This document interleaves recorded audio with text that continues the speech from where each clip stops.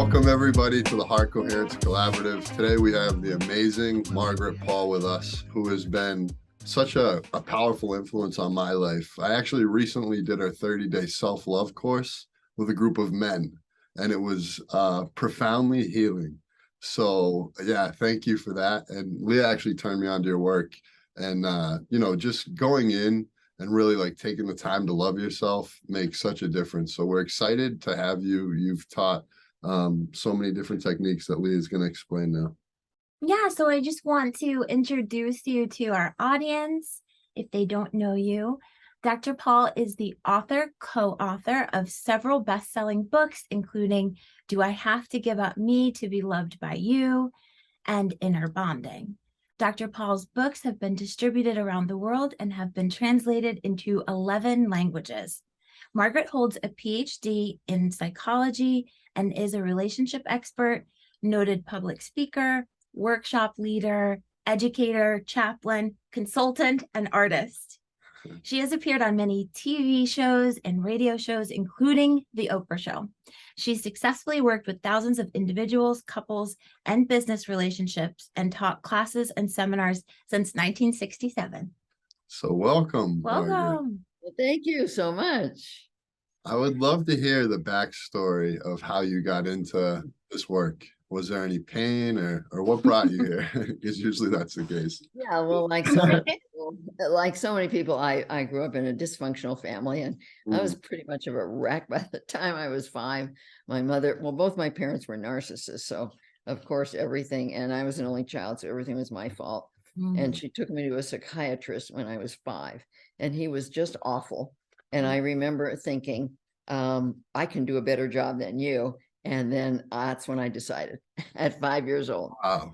Yeah, that was a turning point, because he was just awful. He did not know what he was doing. He was not a help at all. And I thought, I know what to do here, but I'm only 5. So I never veered from that.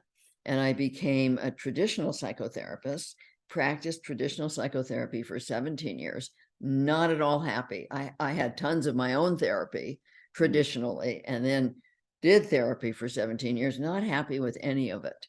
And that's when I started to pray for a process or a teacher or something that would actually work for people. And that's when I met Dr. Erica Chopich. She's the co-creator of Inner Bonding, my partner in Inner Bonding. And she had half the process and I had half the process. And so, of course, we had to meet, and our higher guidance put it all together for us into these really powerful 6 steps. And that was 38 years ago. And it's been completely life-changing for me, changed everything in my life. Wow. And there's so many now at this point, hundreds of thousands of people around the world. Can you talk about your health issues that resulted and the patterns with relationships and with yourself as a result of your childhood? Yeah. So, we often pick a partner who's like the parent or parents we have problems with. And so my husband was kind of a combination of both my parents.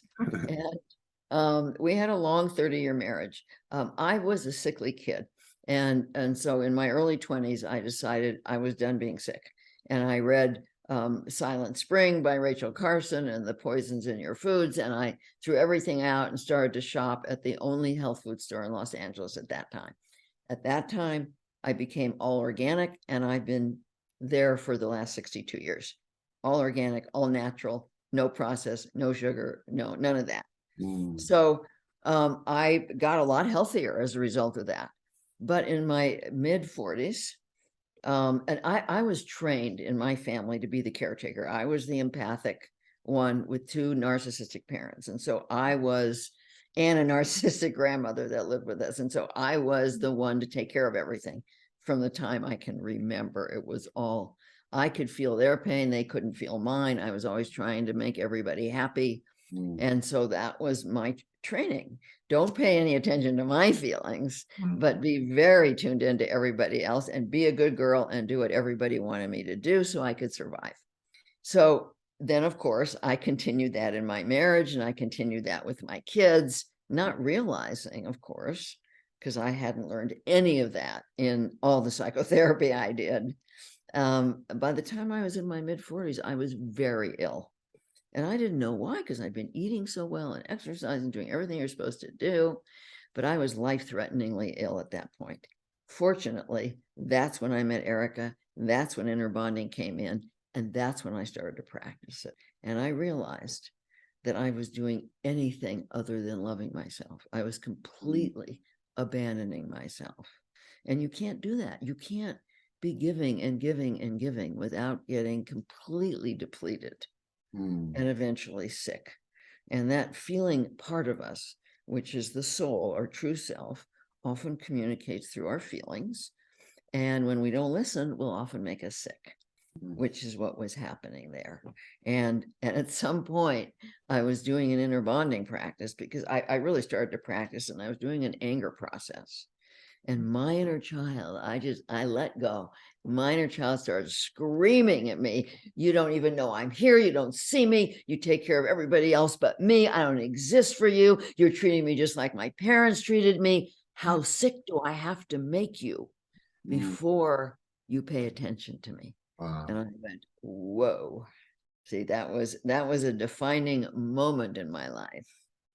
And everything changed. And it was very scary because I was afraid that the people I loved, my husband, my kids, my parents, didn't really love me, that they loved what I was doing for them, that they loved how I was giving to them. But so I had to make a couple of decisions. One was I was willing to lose everybody else, but I was no longer willing to lose me.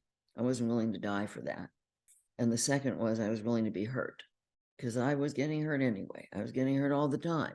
People were treating me the way I was treating myself, which unfortunately happens a lot. And I wasn't treating myself very well. So I had to make those two decisions. And when I started to really I learned how to listen to my higher guidance, because that became my role model for loving myself. I had no idea how to love myself. And I learned how to connect with my higher guidance and follow that instead of what I'd been trained to do and all the fears and false beliefs I was operating from. Everything that I was afraid of happened. I lost my 30-year marriage, and I really wanted an intact family. 2 of my 3 kids were very angry with me, and my parents disowned me. So it was really tough, but I got my health back very quickly, and I got me, I got my creativity, I got my aliveness, and inner bonding started to flourish. And it's been so much better since then. Even though it was so hard, I would do it again. Well, congratulations on taking that powerful journey and loving yourself. I think now is a good time for us to just ask the question, what is inner bonding? So inner bonding is a 6-step physical, emotional, and spiritual process, mind, body, spirit. And it's a really powerful 6-step process that takes people through learning to connect with their feelings, learning what their feelings are telling them, learning how to manage their painful feelings. It develops what we call the loving adult, which is in the higher brain rather than operating from the lower ego wounded part of our brain. And it teaches us how to connect with a higher source of love and truth and wisdom and comfort and guidance that we all need. So when people practice these 6 steps, they actually develop new neural pathways in their brain for being a loving adult and for being able to connect with their higher guidance. And it's a process that heals false beliefs over time. I mean, this is not an instant process. I think it goes on our whole life. I'm still doing it. I do it every day. I do it all day. I'm learning all the time. I think that spirit guides us into new situations all the time so that we just keep on unpeeling the layers of our false beliefs and learning more about love. And that's why I think we're here. We're here to evolve in our ability to love and to share that love in so many ways with others. So I can go through the 6 steps if you'd like. Yeah, for sure. Now, do you want me to just describe the 6 steps, or would you like me to take people through a process? Oh, take us through. That would be amazing. Okay.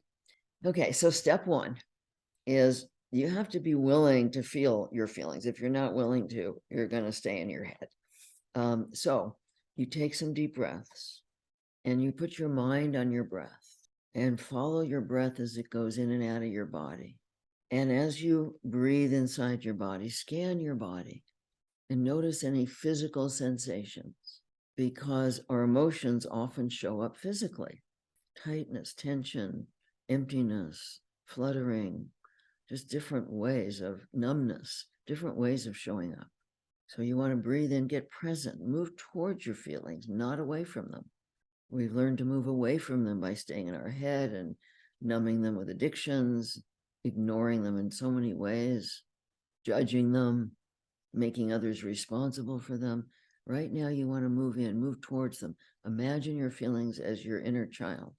And imagine you're sitting with your inner child, holding that child, being present inside with your feelings, just sitting with them for a moment and making a decision, a conscious decision, that you want responsibility. You want to learn about that. You want to learn what it means to take responsibility for your feeling. So you breathe in, make that decision. And that's step one.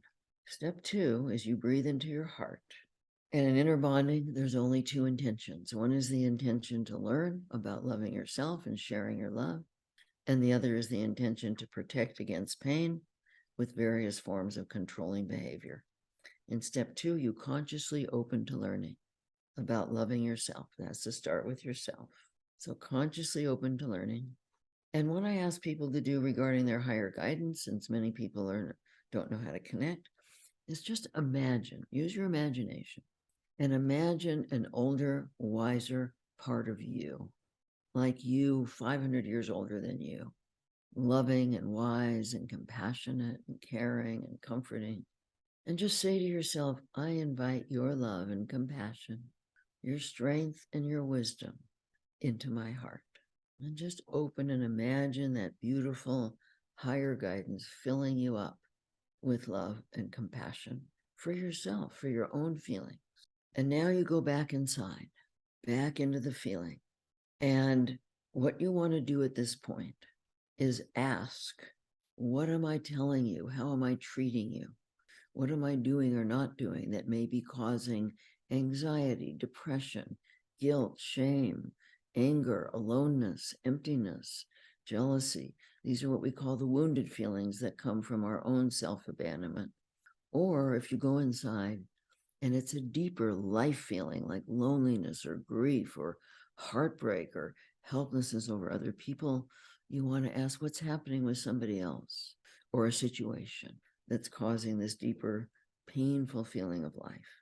Most of us have learned to suppress the deeper feelings. We had to learn that when we were growing up. And we learned to suppress them by abandoning ourselves with our judgments and ignoring our feelings and turning to addictions and making others responsible. So right now, you ask, what am I doing? What am I telling you? How am I treating you? What am I not doing? And you go inside and you let the answer come from the feeling. So take a moment to go in and just see if that inner child's going to talk to you and tell you how you might be abandoning yourself. And that child might not be ready to talk to you. When I work with clients, I help them develop the loving adult first so that the inner child feels safe in letting you in. And so if you can't get in touch with your inner child now, you can listen to this over again and do it again until you can connect and see what you're doing, see what you're telling yourself, see how you're treating yourself. And when you discover what that is, go a little deeper to the wounded part. This is the part that lives in our lower left brain, in the amygdala in the lower left brain. This is our ego wounded self that has all the fears and false beliefs. And you want to ask, why are you judging? Why are you putting pressure on? Why are you ignoring the feelings? Why are you numbing out with alcohol or food or sex or internet or Facebook or whatever? Why are you using all these addictions? Why are you making your partner or parents or friend responsible and blaming them? Why are you doing this? And you go in, and that's where you start to learn about your false beliefs as to why you're treating yourself badly. And the wounded self might say things like, well, I got to judge you to get you to be perfect, so that if you're perfect, then we can control how people feel about us. And then we'll be okay. Because if they like us, then we're okay. And if they don't like us, then we're not worthy. It's a big false belief of the wounded self. Or, yeah, being perfect will give me control over people. It's a big false belief that we can control how people treat us. Well, I got to judge myself. I got to put pressure on myself. I got to get myself to be perfect and do it right in order to have this control. So those are just a few of the false beliefs that might come up, that often come up. The wounded self often says to the inner child, you're not good enough. You're not worthy. You'll never amount to anything. These are core false beliefs that create a lot of pain in us. And we all absorb them as we were growing up. But none of them are true, because our true self, our soul, is a spark of the divine. There's no way it's not good enough. So the wounded self always lies. And everything that the wounded self does is coming from a program, and we want to be aware of those. And that's step 3. And it takes time. It's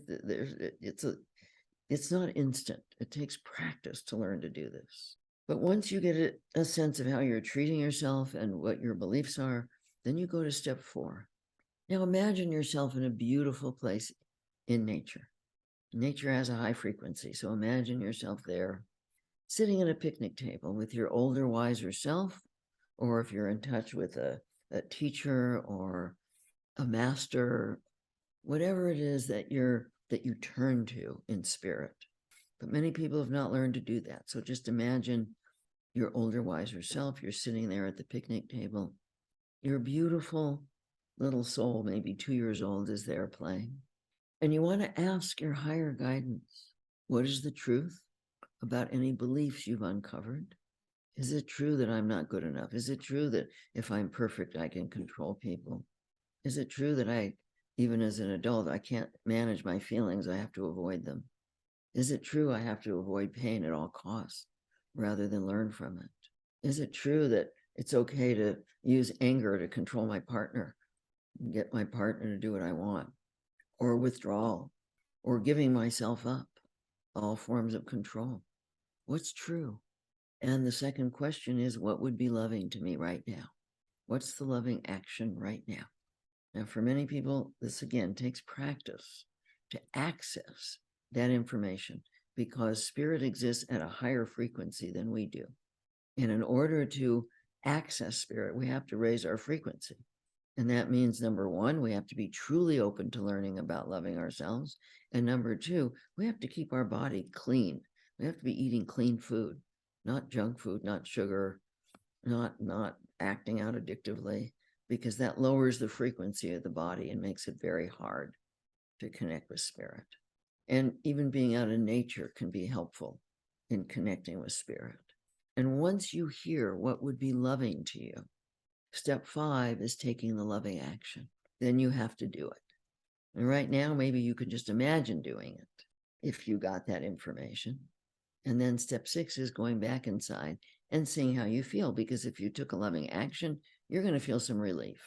So if you take the action or imagine taking it, see how you would feel if you did that. See how you would feel if you maybe started to eat well or exercise or spoke up to a partner or did something about the job you hate or started to care about your body and eat well and get enough sleep and reach out for friendship or whatever. There's so many loving actions that we could take, and imagine taking them and how you would feel, how your inner child, your feeling self, would feel if you took a loving action for yourself. Okay, so very briefly, those are the 6 steps of inner bonding. I know that most people are not going to be able to go through them that fast, but you can hear this, you can stop it, and you can keep on going in and learning these 6 steps. That was very powerful. That's Good. flowing. It's beautiful just having the imagination, like going to all the places of good health. You know, it's very much in alignment with what we do here at the Heart Coherence Collaborative, where we breathe rhythmically through our heart and then try to access higher guidance. So this is perfect for our community. So thank you so much for guiding us in that. Yeah, and one of the things that people can do when they're in step 4 and they're visualizing their guidance and they have their little inner child there is to ask their guidance to show them who they are in their soul. Because most of us, as we were growing up and we weren't getting the love we needed, we took our true self and kind of hid it away. And we started to develop our ego wounded self to try and get love and avoid pain and be safe. Yeah. And we tend to think that's who we are, but Mm. it's not who we are. It's who we developed to try and have control. And so most people don't know who they are in their true soul self. And you can't see that through your program mind. So when you're there in spirit and in nature, ask your higher guidance, who am I? Who am I in my soul? What is my character like? And invariably, when I do this with people, they're going to say, oh, my little one is so kind and so caring and so loving and adventurous and joyful and loves to play and loves to dance and is kind to other kids. And I mean, just on and on about how wonderful we are in our soul. And when you really get that, when you really get who you are and how wonderful you are, then you become motivated to take good care of yourself. I mean, that's the thing that has motivated me all these years to eat well, is that I want a healthy body for my beautiful soul to live in. And it's very easy to do that when you know who your beautiful soul is. I know people are going to love this, and I think it's amazing that you really give away this process for free so many times over and over again. And it's just really meaningful that you share it. I would love to know how people should proceed with this. What would you recommend? That somebody does this once a day in the morning, that somebody starts doing it when they're having overwhelming feelings? What's the best way to make this effective in your life? So if you think of it like having an infant, no parent would say, how often do I attend to the infant? Right? 24/7. Right. Right? So it's like that on the inner level. Step 1 is a big practice. It took me quite a while to move out of my head and into my body and live in my body and not my head. But now I'm aware of my feelings the moment they happen. So that's what people want to do. They want to start with getting present in their body with their feelings. And then I recommend anytime you feel anything other than peace and fullness inside, do the 6 steps of inner bonding. So it's a matter of learning to stay present, just like I call it having your inner baby monitor on. So that you're hearing that inner child letting you know, because our feelings, our painful feelings, are letting us know that we need to pay attention, not to avoid. That's what most people learn to do. Avoid my painful feelings. Go graze in front of the refrigerator, grab the drink, yell at somebody, whatever. Now, this is the opposite.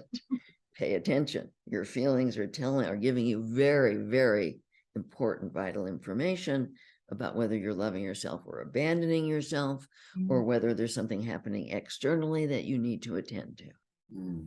So I recommend that people practice being in their body. On our website, we have a free 7-day course. That's a really good way to start learning inner bonding. And of course, we have like the course you took, the Love Yourself course. We have many, many courses. We have communities that people can join. I'm on every other week for an hour and a half in the inner bonding community, where I bring people through a process and talk on a topic, and then do laser sessions with people so they can see inner bonding at work. And that's really important for people to see the process at work. So, and then of course, I've got 12 books out there. There's many, many ways of learning inner bonding. People don't have to spend a lot of money if they don't have it. Many ways of learning it. I highly recommend your self-love course to anyone watching. And this being in your presence is a reminder to do it again. So I'm going to start that up again tomorrow. Good. Yeah. And I would also love to add this technique to our heart coherence challenges. So we do like 30 days where we post heart coherence meditations for 30 days. I would love for this technique to be a part of that. But one thing I wanted to circle back on that you brought up was growing up in a narcissistic environment.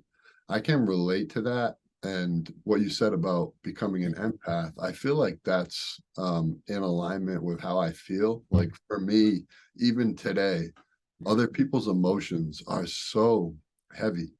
Yeah. So how did you break through? Was it this technique that just allowed you to break through repetitively, just doing this technique? Because I still will find myself trying to control because it feels so bad when other people are upset with me or angry. It feels literally awful. And I go into like a fight or flight state. Right. And, to me, it's an ongoing process. I don't know that I'll ever fully learn it because I am a super empath. I Yeah. pick up everything from people's feelings. And my whole life, I was trying to take care of them, trying to make them happy, trying to not have them, like you said, not be upset with me. But at this point, what I've learned to do, Mm. which I can do most of the time now, is when I feel that energy. I mean, it's when you're an empath and that energy comes into your body, it's really, it's intense Mm. and it's hard. And what I've learned to do is bring it in and immediately bring compassion to it. Mhm. And then I say to spirit, God, whatever that is for you, please take this. It's not mine. Yeah. I give it to God and I ask God to help Mm. that person. And I'm always there to support and help. But that's different than taking it on and trying to fix it. Mm. Taking it on and trying to fix it is what is debilitating for us. Yeah. And so for me, it's like, it's very easy for me to do that with my clients or friends, but it's always the very close people in your life, the people that you love, your family, your partner, your kids, where Mm. it's the hardest because you love them and you don't want them to suffer and you don't want them to be upset with you. And so that's where the biggest challenge is, to even still take it in, you be there for them, you help as much as you can, but you don't keep it in your body. That's what's important, is Mm. that you let it go. You say, Mm. please take this from me and bring peace inside. Mm. I what you're saying is so true, and that it's so much easier to make progress even spiritually and do that with people who mean less to you, but then Right. sort of find yourself in the same That's right. with family or partner or the people that you really, really care about. So um I I would love to hear if you have any helping advice for, it's so automatic, but if I feel like someone's upset with me, I will want to talk through it. And I know this is the thing I do. I will vow that I'm not going to do it because it will make it worse often. Right. But I think it's like it's so intolerable to me if somebody's upset with me, especially if it feels like a misunderstanding or I Right. want to explain myself. And so I feel myself almost compulsively I want to deconstruct it with words until you land at what I feel like is the truth, which is often good. Yeah. Yeah. And I'm the same way. I just really want to talk about, but what I've learned is that if somebody is upset with me, Mhm. they're in their wounded self. Because if they were in a loving adult state, they would come with an intention to learn and they would want to understand what's going on. And so if they're upset with me, if they're angry, if they're shut down, what happens when we're in our wounded self, we're in this lower left brain Mhm. and we're operating in basically a child state. We don't care about anybody's explanation. We don't care about the truth. And nothing gets in. That's the thing. It's a waste of energy. It doesn't get in. And like you said, it makes it worse because now they're maybe feeling threatened or attacked or, oh my God, this person wants to talk about it. I'm going to be blamed. I'm going to be wrong. And they're not available. And it's one of the hardest things I've had to learn because I am somebody, I want to work it out. Let's work it out. Yes. And I've had to learn this is not the time. Somebody's in their wounded self. I usually leave them alone. I will try and reach out and say, you seem upset. I'm here for you. And if they're not available, I do what's called lovingly disengaging, which is I move out of the interaction not with anger or blame or anything like that. I just move away from it and go and do my own inner bonding work, take care of me. And then, if I'm in a relationship with somebody, I'm only going to be in a relationship with somebody who's eventually going to open. Because if they're never going to open, I don't want to be in a relationship with them. So eventually they'll get out of their wounded self. They'll be open. We can talk about it. Usually it doesn't take very long, when you're both open, it's very easy to resolve conflict with two open people. And so that's when we can talk about our own truth, our own experience, how we saw it, what happened, how we each saw it, and we can learn from the conflict, but not when one or both are in the wounded self state. And when you want to defend or explain, you're also in a wounded state. See, so it's not going to work in that state. So it's almost a good practice, just if there's ever somebody in the wounded self, to just peacefully disengage and circle back on disengage, but sometimes it depends upon the person. Some people in their wounded state, if you just put your arms around them and say, "You're not alone, I'm here," they're coming from a lot of fear, and sometimes they'll just calm down.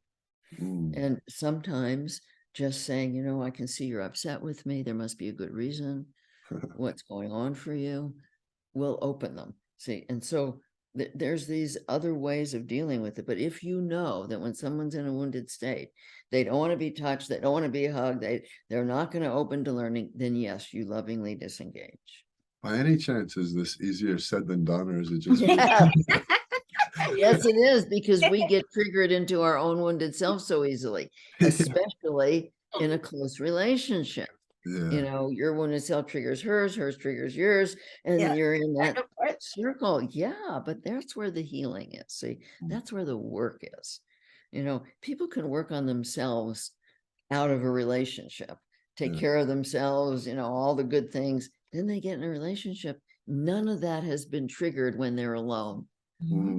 They think they've done their work. I say, you don't do this level of work unless you're in a relationship. So it's all going to come up in a relationship. It gives you the opportunity to do the work of healing, of letting go of layers of control. What it's all about, layers of control that we've all learned. It's so interesting too, because like people early on in relationships, at least this is my experience and observation, will be super motivated, like in that honeymoon stage, to like work on everything. But then as soon as the dark stuff comes in, when it's really time to work, it's like, this is this isn't the right person for me. I picked the wrong person again. right. So I would love to hear how, because this has been so powerful, and we absolutely love you, how our following could get in touch with you. I know you've mentioned some of them, but what else can we do for you? They can go to innerbonding.com, and that's where all the information is. I work with individuals on Zoom, and we have many trained facilitators. If people can't afford me, then they can afford one of the trained facilitators, because we have a fabulous training program. If anybody's interested in becoming a certified inner bonding facilitator, it's a fabulous training program. And so that's that's available, and everything is there on the website. It's a very big site. They can learn a lot by listening to my podcasts. I do weekly podcasts. They're free. And that's very helpful for people to just listen to those. So there's lots of ways. One of the things I want to put out, and I don't know if the people in your community ever donate, but we have a nonprofit called SelfQuest Educational Foundation. One of my dreams, SelfQuest is a fabulous online program. And one of the things we've developed is SelfQuest for high school students.